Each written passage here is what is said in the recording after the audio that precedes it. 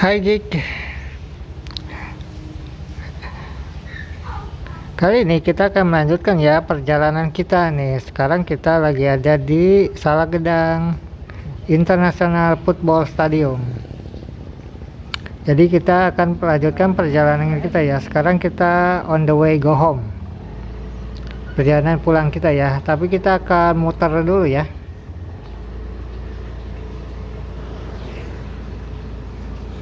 Nah, saatnya kita meninggalkan perumahan Salagedang Purwasari Cikampek.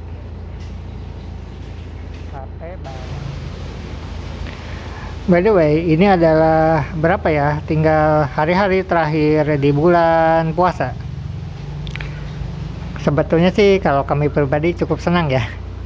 Bulan puasa ini berakhir. Tapi kami kurang begitu suka sih pas nanti hari Lebaran. Kenapa? Karena biasanya untuk kami yang seorang vegetarian, bukan pemakan daging, maka itu sangat menyebalkan ya, karena biasanya sih banyak daging ya, banyak bau-bau aroma daging yang kurang sedap sih bagi hidung kami nih.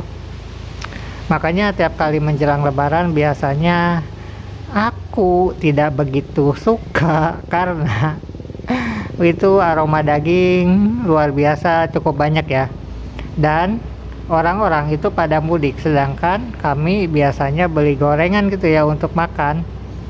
Ya jadi agak susah ya, susah nyari makanan sih biasanya kalau menjelang Lebaran itu, karena para pedagang UMKM itu pada mudik. Nah ini nih yang agak sedikit menyebalkan untuk kami ini mah ya. Tapi ya terlepas dari itu, oke, tentu saja itu hari kemenangan ya untuk mereka yang berpuasa tentunya. Bagaimana kalau mereka yang tidak berpuasa, apakah itu masih disebut hari kemenangan? I don't know. Silakan aja komen-komen di kolom komentar, kasih pendapatnya. Jadi kalau memang Lebaran itu kami pribadi sih agak begitu susah ya, karena biasanya para pedagang UMKM itu pada mudik gitu. Jadi untuk seorang vegetarian itu memang susah nyari makanannya gitu. Sayuran juga nggak ada biasanya, tempe nggak ada gitu, tahu juga nggak ada gitu ya. Itu kan produksi UMKM semua tuh. Jadi memang kita tuh harus nyetok sih ya. Biasanya sih kalau kami Lebaran atau seminggu setelah Lebaran lah ya, sebelum teman-teman UMKM ini balik lagi ya ke sini gitu. Ya kita sih beli apa ya, beli kacang tanah kita goreng, udah gitu aja.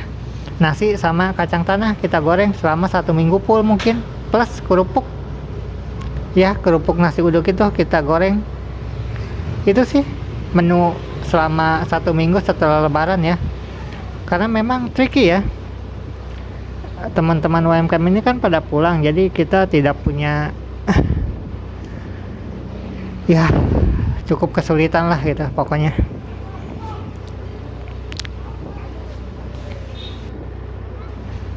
Nah untuk teman-teman, apakah kalian sudah mempersiapkan budget untuk membeli baju baru, atau mungkin apa yang baru gitu, atau mungkin hati yang baru, atau mungkin pendamping hidup yang baru?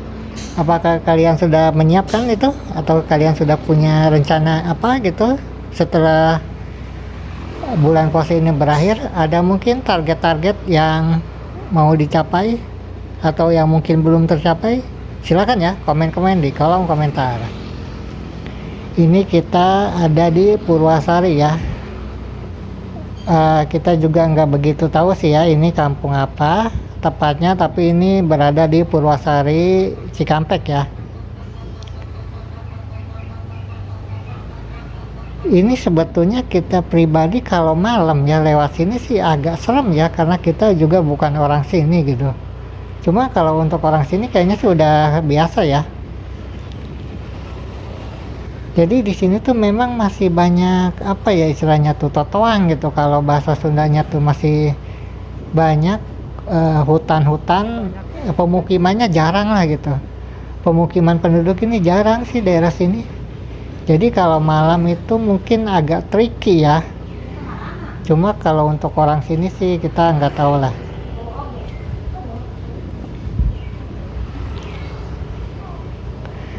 Hanya saja kalau daerah sini setahu kita sih nggak masuk ya angkutan umum kayak angkot gitu. nggak masuk angkot deh kayaknya. Jadi untuk teman-teman yang di sini anak sekul harus punya motor ya, atau sepeda kali ya, karena memang angkutan umum untuk area sini kayaknya nggak masuk gitu.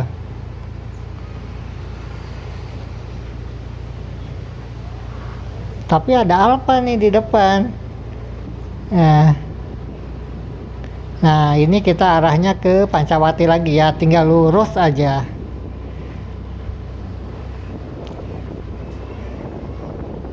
Nah, kalau sini sih kiri kanan pemukiman lumayan banyak ya, jadi nggak begitu serem lah. Cuma kalau tadi agak-agak tricky sih kalau malam sepertinya. Tapi ini pun kalau malam daerah sini tuh jauh dari ini ya, jauh dari perkotaan gitulah pokoknya. Jadi dari ini maksudnya ke Pancawati aja ini masih jauh nih. Ke Kosambi aja, pasar Kosambi ini juga cukup jauh ya. Jadi memang harus punya motor ya, at least Honda Beat lah si Keong, ataupun Vario si Keong gitu. Karena kalau misalkan jalan kaki ini nggak bisa ditempuh jalan kaki lama gitu. Kalau kami kan tinggal di Kampung Mawar, Desa Melati, jadi jarak ke jalan raya yang ada angkotnya itu paling cuma 10 menit, 5 menitan lah gitu. Kalau ini lebih dari setengah jam kayaknya kalau kita pingin naik angkot di Pancawati adanya kan. Jadi memang tinggal di sini tuh harus punya kendaraan pribadi. Tidak bisa mengandalkan kendaraan umum karena memang ini tidak tersentuh ya oleh kendaraan umum setahu kita.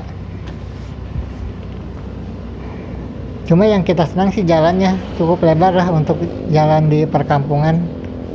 Tapi ini kan jalan utamanya ya, bukan jalan masuk ke perkampungan, at least masuk gang gitu. Kalau masuk gang ya namanya di perkampungan ya, pasti sempit sih, cuma buat motor satu aja. Jadi memang untuk teman-teman yang punya rumah di perkampungan gitu, ketika ekonominya mulai meningkat, biasanya kan teman-teman itu beli mobil lah, at least Honda Brio lah ya, LCGC Honda Brio gitu. Nah kalau yang tinggal di dalam gang gitu, dalam perkampungan, memang suka tidak suka itu menginjak lahan orang ya. Jadi memang tricky lah, sulit gitu. Jadi memang ketika ekonomi membaik gitu, lebih baik belilah rumah di pinggir jalan ya, supaya tidak mengganggu gitu jalan masuk ke perkampungan kalau punya mobil. Karena kalau di kampung itu biasanya gitu, mereka tinggal di kampung, di dalam gang maksudnya ya, rumahnya itu bukan di jalan utama.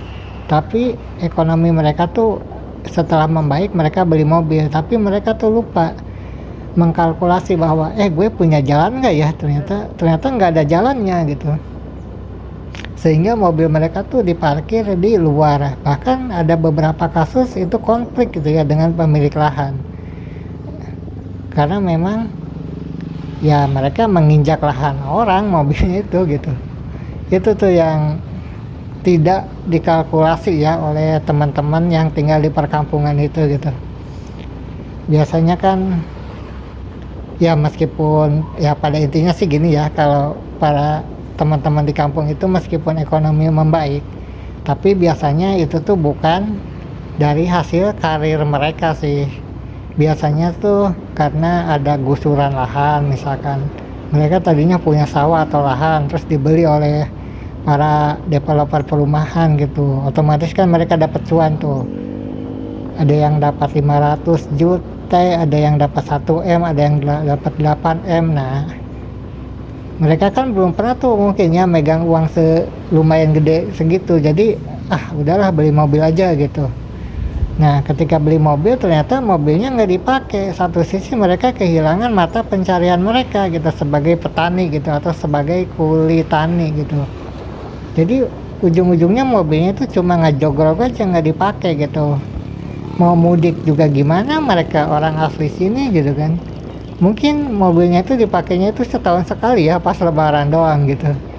Tapi kan pada intinya mobilnya itu nggak kepake gitu. Akhirnya mereka gimana ya, mereka tuh pada satu sisi kehilangan pekerjaannya, meskipun mereka punya cuan gitu ya dari hasil gusuran tanah itu. Tapi satu sisi mereka nggak punya uang dan mereka nggak punya keahlian juga selain bertani atau misalkan jadi buruh tani gitu.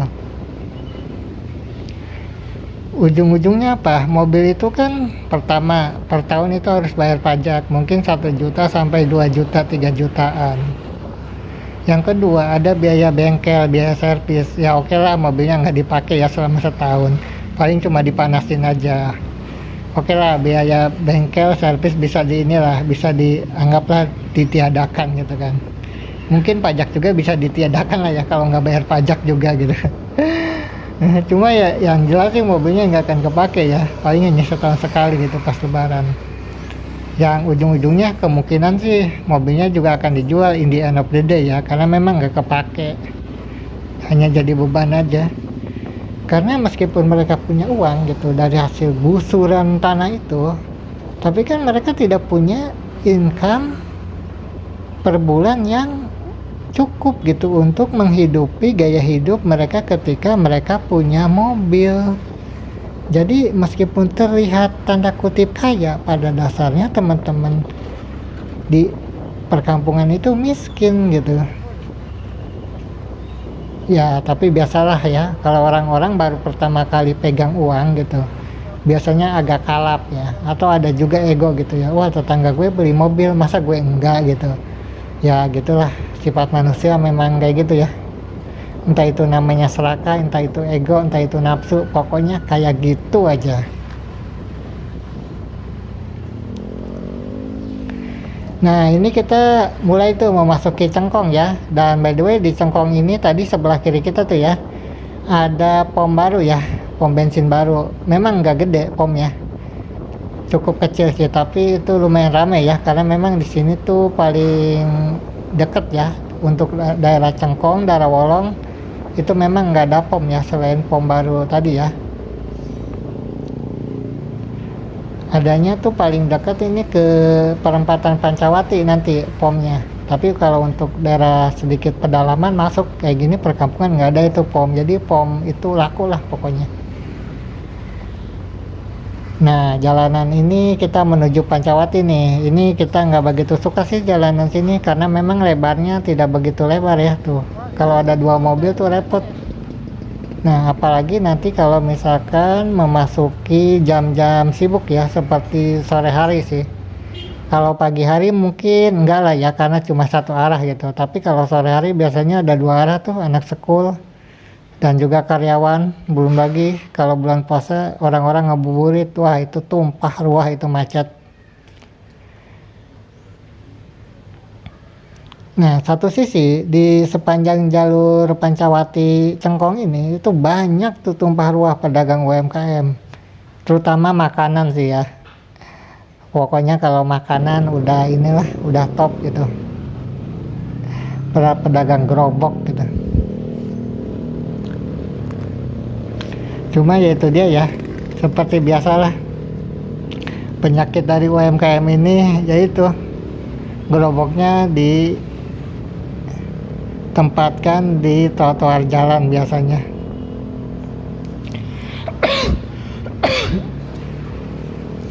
Nah biasanya tuh nggak ada jalan ya, nggak ada tempat parkir gitu buat pelanggan.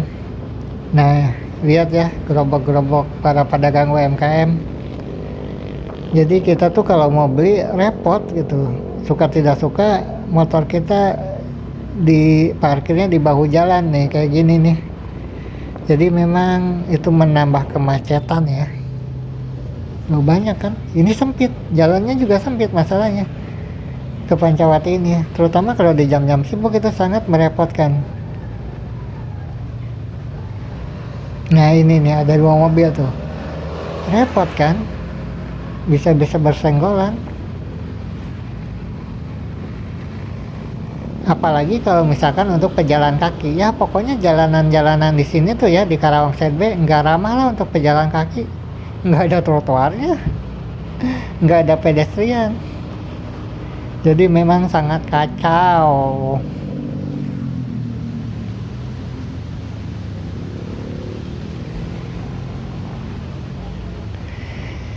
Ini sempit guys, aduh. berhenti lagi, maju lagi. Nah ini mobil nih parkir sembarangan itu kan di bahu jalan. Aduh, makan setengah jalan tuh. Ini nih yang susah tuh kalau daerah Pancawati tuh. Ini tempat-tempat kayak gini di Karawang Serbe lumayan ada sih beberapa titik ya yang kayak gini. Cuma setahu kita sih daerah Pancawati ini lebar jalannya memang sempit gitu, nggak layak gitu, lebar jalannya tuh nggak layak dengan tingkat keramaian atau populasi yang lalu lalang di jalan Pancawati Cengkong ini ada.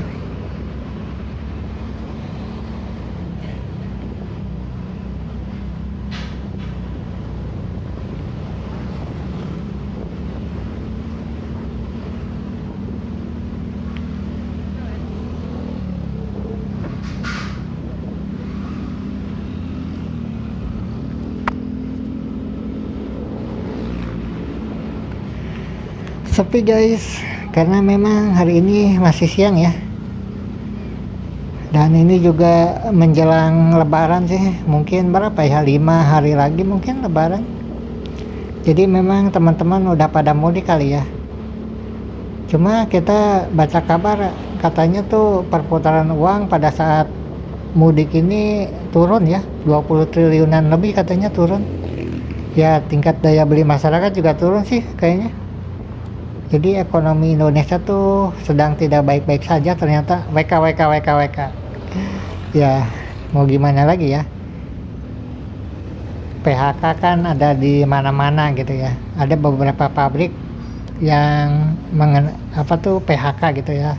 Seperti kalau Seritek itu tekstil udah lah ya, berapa tuh karyawannya, 10.000 lebih katanya ya yang kena PHK. Ya meskipun kita sih inilah ya, wajar lah kalau bagi kita. Dalam arti itu gini, karena tekstil itu masa jayanya tuh tahun 90-an ya, kalau masa Orde Baru lah gitu, masa-masa jayanya tuh.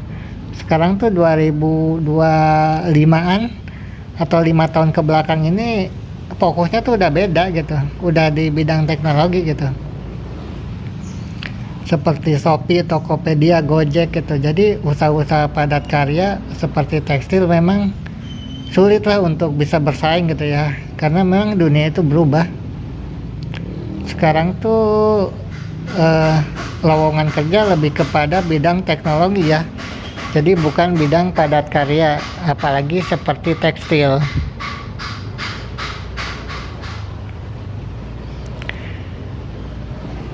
Kemudian ada tuh pabrik Nike, berapa itu? 2000 kalau nggak salah ya, kabar beritanya 2000 karyawan itu di PHK gitu. Ya, intinya sih adalah beberapa pabrik yang di PHK, dan ada juga tuh beberapa pabrik yang direlokasi ya ke Subang, ke Jawa Tengah gitulah dari Karawang ya. Karena kan kalau Karawang itu UMR-nya itu 5 jutaan ya, kalau Subang itu kalau nggak salah 2 jutaan deh. Meskipun Subang itu masuknya juga daerah Karawang, Kabupaten Karawang gitu.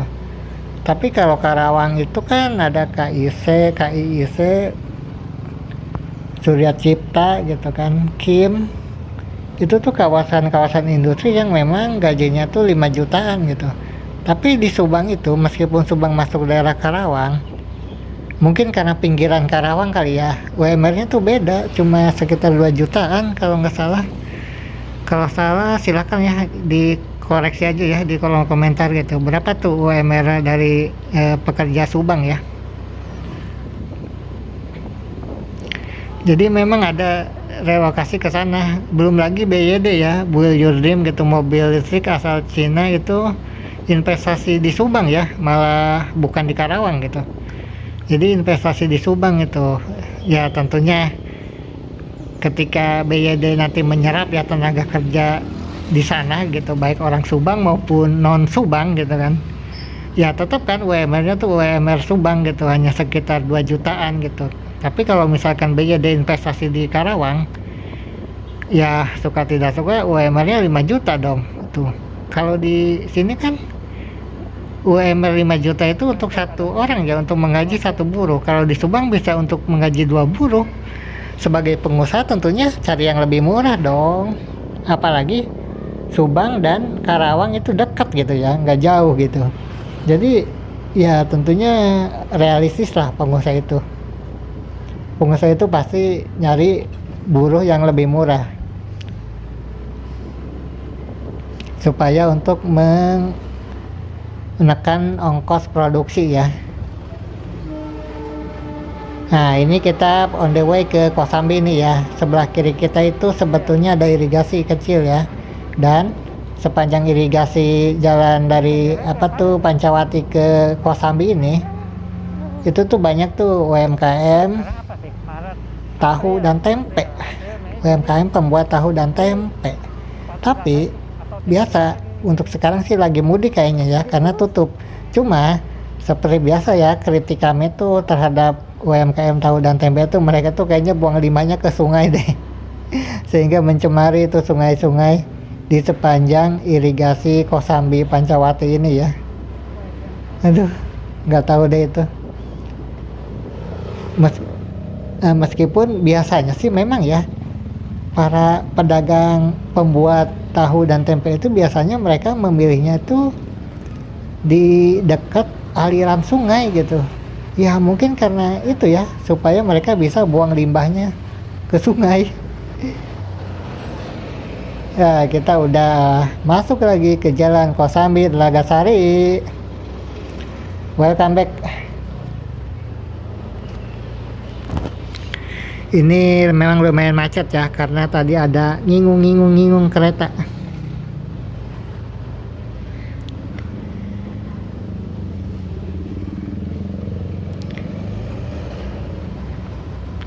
Wah ini banyak mobil ya yang ke arah sana tuh.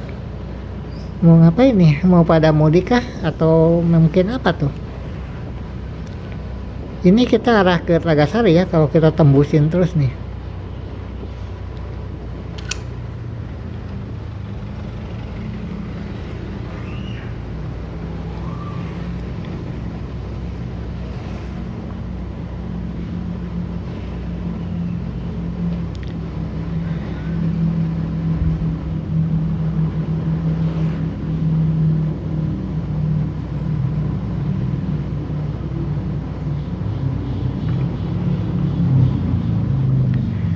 Kita belok kiri guys, kita akan belok ke perumahan Puri Kosambi Permai. Nah ini perumahan udah lama sih. Seperti biasa ya, kalau di mulut gerbang perumahan itu banyak tuh pedagang UMKM, banyak banget, terutama kalau sore lah, menjelang malam itu banyak banget. Nah by the way, karena tadi dan juga kemarin tuh ya hujan gitu, gerimis, jadi memang jalanannya tuh ya seperti yang bisa kalian lihat kayak gini lah, becek.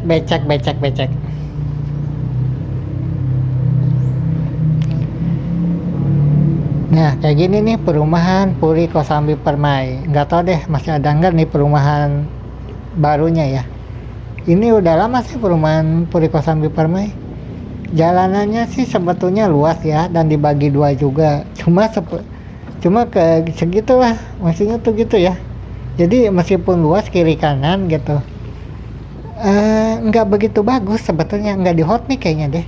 Kayaknya cuma pakai batu ini aja, batu apa ya? Bukan trotoar, apa ya? Paving block gitu. Jadi udah mulai ada lubang-lubang gitu. Apalagi kalau musim hujan ya. Nah ini nih. Jalanannya berlubang.